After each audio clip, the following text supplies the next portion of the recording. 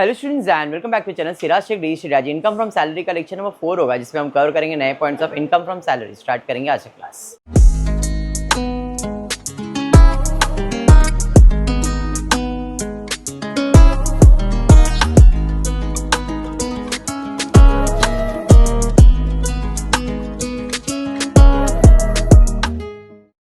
Income from salary in the previous class मैंने pension और leave encashment करवाया, बराबर है।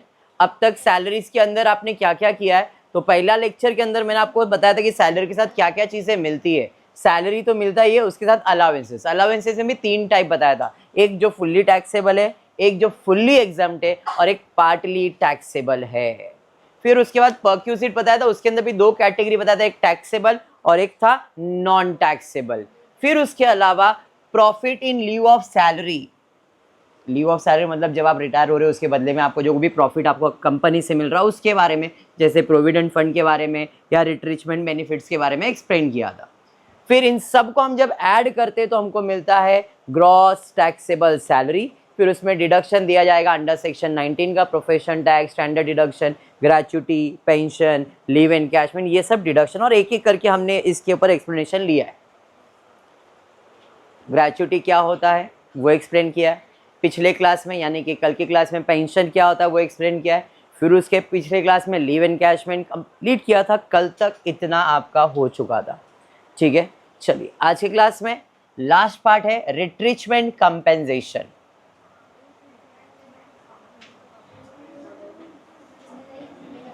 अब ये रिट्रिचमेंट कंपेंसेशन क्या है जरा देखते हैं। जब आप रिटायर हो रहे हो और आपको एक लमसम अमाउंट आपके सेविंग से आपको जो मिल रहा है वही, अब ये ग्रेच्युटी जैसा ही है, तो ग्रेच्युटी का कैलकुलेशन भी है। ग्रेच्युटी का कैलकुलेशन अगर आपको याद हो, ग्रेच्युटी का कैलकुलेशन में तो आपको 3 कैलकुलेशन ग्रेच्युटी का था। पहला एक्चुअल रिसीव्ड, नोटिफाइड अमाउंट या 15 दिन का पगार, ऐसा पढ़ाया था ना, इफ कवर्ड है। तो यहाँ पे सेम, अगर रिट्रीटमेंट कंपेंसेशन गवर्नमेंट एम्प्लॉय को मिल रहा है fully exempt, non government employee को मिल रहा है तो least of the following 1, 2 and 3। इधर नोटिफाइड अमाउंट इसका है सिर्फ 5 लाख। देखो नोटिफाइड अमाउंट 3 कैटेगरीज के आपको याद रखने हैं। ग्रेच्युटी में कितना है 20 लाख, कल जो करवाया था लीव एनकैशमेंट उसमें है 25 और ये है 5 लाख। फिर 3 कैलकुलेशन में, एक तो नोटिफाइड अमाउंट 5 लाख, जितना मिला है उतना रिट्रीचमेंट कंपेंसेशन एक्चुअली रिसीव्ड, मतलब एक्चुअल रिसीव्ड जितना है उतना, या फिर 15 दिन का पगार। 15 दिन का पगार जैसे आप उधर कैलकुलेट करते थे वैसे ही 15/26 जो भी आपका सैलरी है वो इनटू जितना साल तुमने कंप्लीट किया है वो, जैसा था वैसे ही, इसमें कोई चेंजेस नहीं है। आज ये खत्म होने के बाद जो मैं सम पढ़ाने वाला हूँ वो एक्चुअल सैलरी का सम रहेगा। इसके पहले भी हमने सैलरी का सम किया, बेसिक सम किया है, बट आज एक एक्चुअल सम हम सैलरी का जो एग्जाम के पॉइंट ऑफ व्यू से, जो एग्जाम में जैसा आता है वो करने वाले। और एक लेक्चर होगा सैलरी खत्म हो जाएगा, 1 मोर लेक्चर और सैलरी। देखो मैं अभी बता रहा हूँ, मैं टॉपिक एक्सप्लेन कर रहा हूँ। मैंने कल भी बताया था, अभी आपको सिर्फ टॉपिक कैसे कैलकुलेट किया जा रहा है वो एक्सप्लेनेशन दिया जा रहा है कि सैलरी के अंदर क्या क्या चीजें हैं, हाउस प्रॉपर्टी में क्या क्या आएगा, एंड देन एक कंप्लीट पैकेज आएगा जिसके अंदर सैलरी, हाउस प्रॉपर्टी कैसे सॉल्व होता है वो एक्सप्लेन किया जाएगा। क्लियर? चलिए क्वेश्चन देखते क्या दिया है। A workman was retrenched on 1st of July 2026 and on that date the workman had put in a service of 30 year 5 month. आगे दिया है the workman was paid a retrenchment compensation of 2,60,000, मतलब बंदे को कितना रिट्रिचमेंट कंपेंसेशन मिला हुआ है 2,60,000 का। Monthly wages receive by the workman during that period, that is from April, May and June, क्योंकि जुलाई में वो रिटायरमेंट पे जा रहा था तो उसको मंथली पेमेंट मिल रहा था 12,000, 13,000 और 14,000 respectively. Calculate the amount is exempt under section 19 subsection 1 and 10। सबसे पहला बंदे को कितना पैसा मिला है, कितना मिला है, पहला कैलकुलेशन एक्चुअल रिसीव 2,60,000 ही रहेगा, नोटिफाइड अमाउंट कितना रहेगा 5 लाख, और फिर 15 दिन का पगार। 3 कैलकुलेशन में जो सबसे कम अमाउंट आएगा उसको इसमें से डिडक्शन मिलेगा। क्लियर? किस में से? 2,60,000 में। मैक्सिमम एग्जम्पशन मतलब नोटिफाइड अमाउंट कितना है 5 लाख। अमाउंट कैलकुलेटेड एडमिसिबल, कितना दिन का पगार कैलकुलेट होगा? 15 दिन का, तो 15/26, अरे हाँ 15/26, उसका सैलरी 12,000, 13,000, 14,000। कैलकुलेटर है आप लोग के पास? 12,000, 13,000, 14,000 डिवाइडेड बाय 3, 12,000, 13,000, 14,000 डिवाइड बाय 3 कितना आ रहा है? कितना आ रहा है? इसे कहते हैं एवरेज सैलरी। क्या कहते हैं? Average salary. 12, 13, 14 अगर सिंगल होता अमाउंट तो प्रॉब्लम नहीं आता। अब यहाँ पे एक महीने में 12 है, दूसरे में 13 है, फिर 14 है, तो जितने मंथ का आपको पगार दिया है उतने मंथ का पगार का टोटल और उतने मंथ से डिवाइड किया मैंने। यहाँ पे 3 मंथ्स का दिया था, इसलिए 12,000 प्लस 13,000 प्लस 14,000 डिवाइड बाय 3 किया, तो उसका एवरेज सैलरी कितना आया? 13,000। तो calculation 15/26 into last salary 13,000 into कितना ईयर कंप्लीट किया था इसने? 3 ईयर 5 मंथ्स, मतलब सॉरी 30 ईयर्स 5 मंथ, यहाँ पे कितना आ गया? 30। अरे समझा? कैलकुलेट करके बताओ इधर कितना अमाउंट आ रहा है? 2,25,000। एंड तीसरा एक्चुअली रिसीव्ड कितना है? 2,60,000। अब इन तीनों में सबसे कम अमाउंट कौन सा है? मतलब उसको डिडक्शन कितना क्लेम करने मिलेगा? 2,25,000 का। आई होप ये कंसेप्ट समझ में आ गया है। तो यहाँ पे तुम्हारा अंडर सेक्शन 19 का डिडक्शन एक्सप्लेन कर दिया। खाली इसमें एक ही चीज़ पेंडिंग है, वो है पीएफ। वो सम में एक्सप्लेन करूंगा, कल के सम में अगर आता है तो ठीक है, तो पर्सनली एक्सप्लेन करके दूंगा। वो इतना तुम्हारा सैलरी का कंसेप्ट याद रखना है। सम की तरफ जाता हूँ। आपके टेक्स्ट बुक का सम है पेज नंबर 90 पे। अगर आपके पास टेक्स्ट बुक लाए हो तो, नहीं है तो आप टेक्स्ट बुक ले लेना, उसमें आपको ये सम मिल जाएगा। जरा क्वेश्चन समझ से दिया क्या है। Mister Rohan retired from QRTS limited. Mister Rohan retires from QRTS limited, a private sector company. Retire हो रहा है। अब जब वो रिटायर होता है तो उसकी कंपनी उसे क्या क्या बेनिफिट देती है? ग्रेच्युटी देती है, पेंशन देती है, लीव एनकैशमेंट देती है, रिट्रीचमेंट कंपेंसेशन। ये 4 बेनिफिट आपको पढ़ाया गया है। अगर इसमें से कुछ भी कंपनी दे रही है तो आपको डिडक्शन मिलेगा। अगर कंपनी इसमें से कुछ भी नहीं दे रही है तो आपको डिडक्शन नहीं मिलेगा। अब जरा ध्यान से सुनो मैंने क्या कहा है। जिनको सैलरी कुछ नहीं आता है, एक रफ ओवरव्यू खाली दे देता हूं, जरा ध्यान से सुनो। आपको ये टॉपिक कैसे सॉल्व करना है। सबसे पहला, आप कहीं पे जॉब करोगे तो आपको क्या मिलेगा? सैलरी। तो जो आपका पगार है वो आपको लिखना है। उसके अंदर आपको अगर कोई अलाउंसेस मिल रहा है, अलाउंसेस में 3 कैटेगरी पता है, fully taxable, fully exempt, partly taxable, partly exam. फिर कोई परक्यूजिट्स मिल रहा है, वो भी आपके सैलरीज में ऐड हो जाएगा। अरे बराबर है।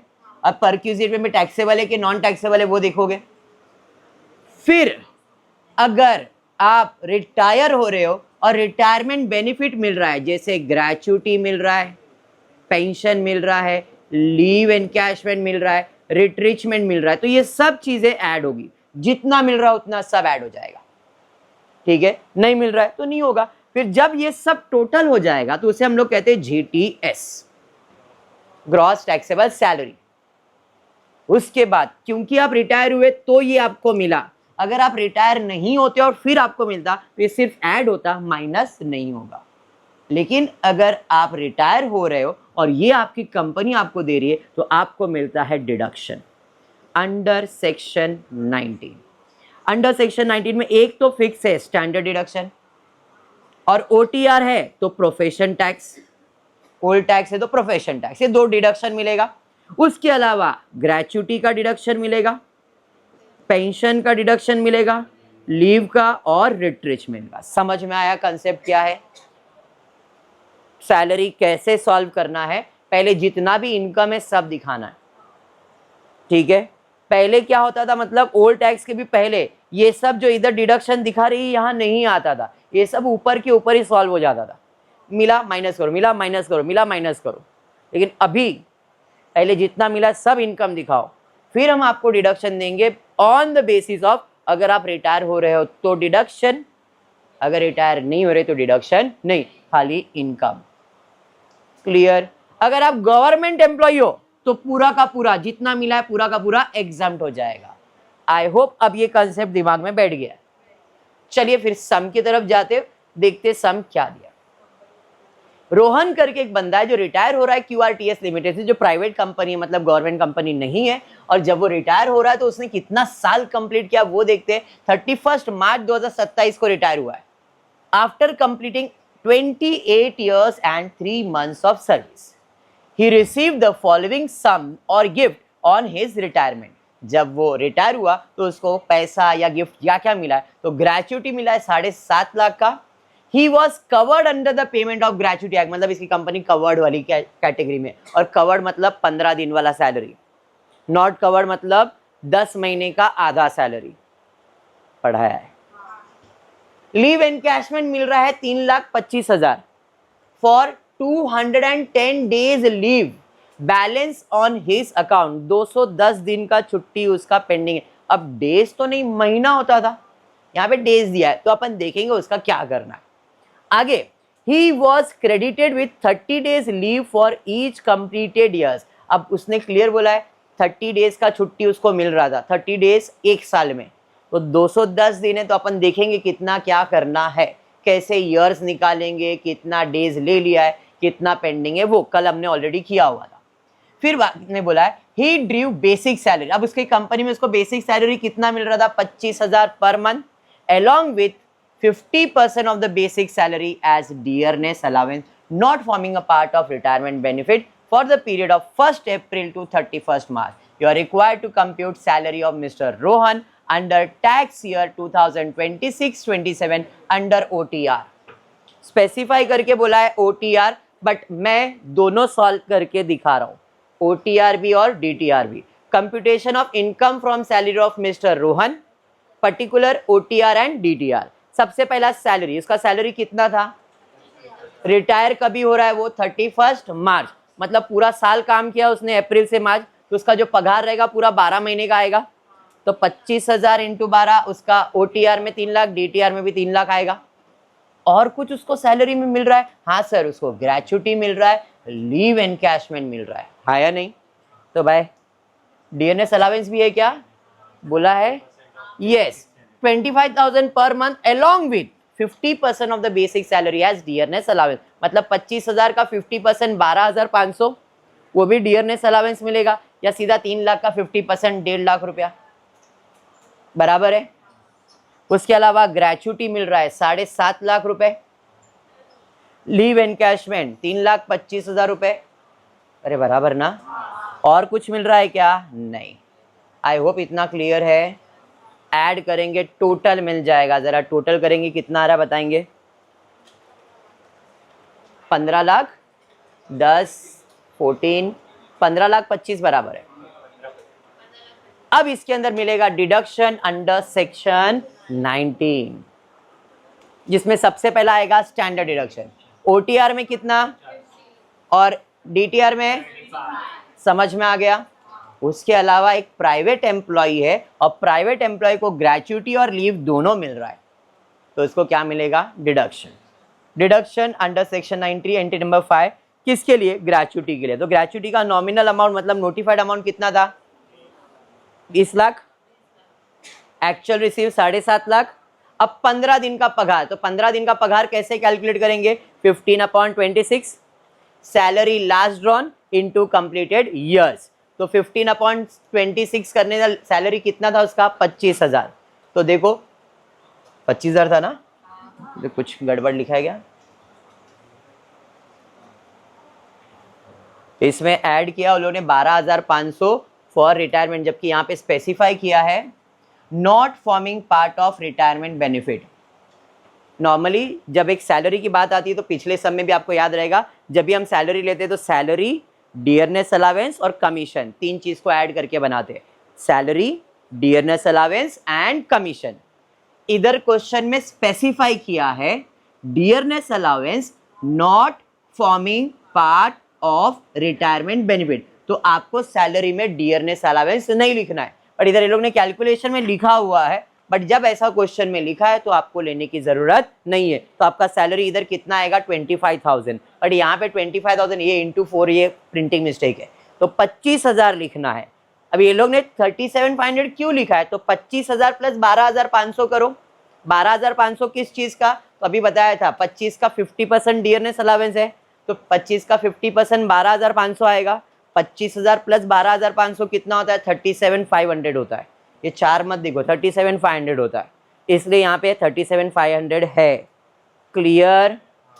हाँ, ये टेक्स्ट बुक का था, जिसने टाइप किया वो ऐसा लिख के दिया है, बट एकदम क्लियर वर्ड्स में बोल रहा हूँ, ये तो एग्जाम्पल वाला सम है। नॉट फॉर्मिंग बोला है तो आपको इधर डीएनएस अलावेंस इंक्लूड नहीं करना है। समझ में आ रहा है? तो यहाँ पे आपको सैलरी कितना लिखना पड़ेगा, 25,000, बट अभी टेक्स्ट बुक के हिसाब से आंसर मैच करना है, तो हमने 37,500 लिखा है, तो 15 into 37,500 divide by 26, 15 into 37,500 divide by 26 into कितना साल इसने कंप्लीट किया था, 28 ईयर 3 मंथ, तो इंटू 28 करो, कितना आ रहा है, 6,05,769 पॉइंट जो भी XYZ आया रहेगा, बराबर। अरे हाँ, इन तीनों में सबसे कम अमाउंट कौन सा है, तो अपने को डिडक्शन किसका मिलेगा, समझ में आ गया। इधर डिडक्शन 6,05,769, इधर भी 6,05,769। आई होप ये क्लियर हो गया डिडक्शन। हाँ, 7.5 लाख इनकम दिखा है, उसमें से माइनस होगा, बाकी मेरे लिए टैक्सेबल बन जाएगा, इसलिए वो इधर इनकम में ऐड है पहले। समझा नहीं या हाँ? लीव एनकैशमेंट पे आते। लीव एनकैशमेंट में नोटिफाइड अमाउंट कितना है, कल बताया था, नोटिफाइड अमाउंट 25 लाख। 4 कैलकुलेशन होता है लीव में, नोटिफाइड अमाउंट, एक्चुअल रिसीव्ड, 10 महीने का पगार, या leave equal to cash. Notified amount 25 lakh, actual received में कितना रिसीव्ड हुआ है, 3,25,000, अरे बराबर। 10 महीने का पगार, अब 10 महीने का पगार में देखो, यहाँ पे पगार में सिर्फ 2,50,000 लिखा हुआ है, रिटायरमेंट बेनिफिट लाया क्या इधर, नहीं। 25,000 इंटू 10 करोगे तो 10 महीने का पगार 2.5 लाख ही आएगा, अरे हाँ। And the last one is cash equivalent to leave. अब कितना लीव पेंडिंग था, तो उसने बोला था 210 लीव पेंडिंग है, बोला था ना, 210 days leave balance in his account, और हम एक साल में कितना डेज देते हैं, 30 डेज, अरे यस। तो 210 को 30 से डिवाइड करो, तो कितने साल का लीव बाकी है, 7 साल का, और 7 साल मतलब 7 महीना, 7 साल मतलब 7 महीने का पगार मिलेगा, तो पगार कितना, 25,000। इधर लिखा गया 37,500, नहीं, तो वही सेम करेक्शन इसमें भी है और कुछ भी नहीं है, तो 25 इंटू 7 करोगे तो आपको अमाउंट आ जाएगा 1,75,000। आई होप ये क्लियर हो गया है। इन चारों में सबसे कम अमाउंट कौन सा है, तो आपको डिडक्शन कितना मिलेगा, 1,75,000 का। अभी समझा सम कैसे आएगा, देखो ये सिर्फ सैलरी का सम था, अभी सैलरी में खाली एक ही चीज दिया था, बेसिक और डीएनएस अलावेंस, मतलब सम बड़ा करना है तो इसके अंदर ये लोग ऐड ऑन करेंगे, ग्रेच्युटी, लीव एनकैशमेंट, बाकी करना है सही पैटर्न में। अब आपके पास ओटीआर डीटीआर दोनों आ गया है और कुछ बचा नहीं है। इनकम था तुम्हारा 15 लाख, उसमें ये सब आपको क्या करने का है, माइनस। इनकम था ये, इसमें ये सब आपको क्या करना है, माइनस। तो जो आंसर आएगा उसे मैं कहूंगा नेट टैक्सेबल सैलरी। 15,25,000 में ये तीनों अमाउंट माइनस, 15,25,000 में ये तीनों अमाउंट माइनस। ओटीआर का 6 लाख के आसपास आ रहा है, डीटीआर का, किसी ने डीटीआर किया है तो 694, ठीक है, इधर है 694,231 ओटीआर में, और डीटीआर में अलग आएगा, डीटीआर अलग आएगा, बिकॉज 50 और 75 सीधा 25,000 का फर्क रहेगा इसके अंदर, इसमें से 25 कम हो गया रहेगा। 6,69,231, 25,000 का डिफरेंस रहेगा बिकॉज ऑफ 50 और 75। क्लियर है ये सम? तो देखो आपके एग्जाम में, अभी तो मैंने खाली सिर्फ और सिर्फ सैलरी ऐसा सम दिखाया है, अब आपके एग्जाम में ऐसे दो का कॉम्बिनेशन आएगा और स्पेसिफाई करेंगे, ओटीआर ही बोलेंगे, आपको एकदम क्लियर वर्ड में बोल रहा हूँ, ओटीआर ही बोलेंगे, एंड यही डिडक्शंस देना पड़ेगा। अगर आपके कॉलेज के टीचर बोल रहे पुराना सिलेबस रेफर करो, पुराना डिडक्शन रेफर करो, तो पुराना नहीं नया डिडक्शन अंडर सेक्शन 19 वाला ही करना होगा। जो नया नया डिडक्शंस आया है वो ही करना पड़ेगा। क्वेश्चन आप पुराना रेफर कर सकते हो, you can refer your old question.